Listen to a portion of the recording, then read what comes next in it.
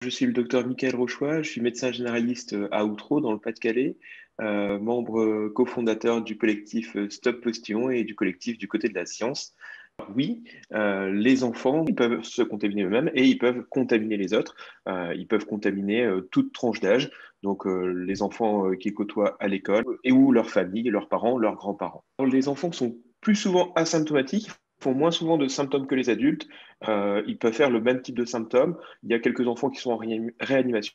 Heureusement, les enfants font très peu de formes graves. Il peut y avoir aussi des effets à long terme qui sont encore mal codifiés pour les adultes et pour les enfants, a fortiori.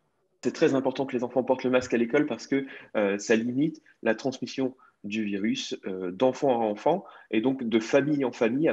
Une des problématiques, notamment, c'est quand les enfants ne portent pas de masque lors des activités de sport sans masque et enfin lors des cantines sans masque. A fortiori, si les restaurants scolaires, les cantines sont ouvertes, c'est un grand lieu à sécuriser. Donc je pense que le point le plus important, c'est vraiment de travailler sur les cantines scolaires qui viennent gâcher beaucoup d'efforts qui sont faits toute la journée en classe. Et personne n'a eu la volonté politique de sécuriser les cantines. Actuellement, le problème, c'est qu'on a une seule grande cantine, mais si au lieu d'avoir un seul grand lieu, on a plein de petits lieux, un gymnase qu'on va séparer, on va permettre d'éviter ce grand brassage chaque midi de tous les enfants d'une même école, voire parfois des enfants de plusieurs écoles en un seul même lieu clos, mal ventilé.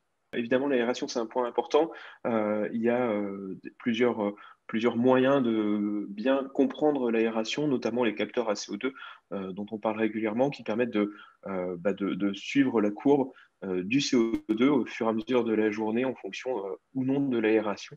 Et ça permet aussi de se mettre des rappels, entre guillemets, de se dire ah, on arrive à 1000 ppm, vite, il faut aérer parce que sinon il y a une transmission par aérosol qui peut se faire de façon plus importante. Donc il y a une vraie aberration, c'est-à-dire que les enfants, à partir de 6 ans actuellement, portent le masque tout le temps, sauf pendant 2 heures où ils mangent ensemble, à proximité, sans masque. Donc, où ils vont se contaminer ici et donc par là même contaminer de famille en famille.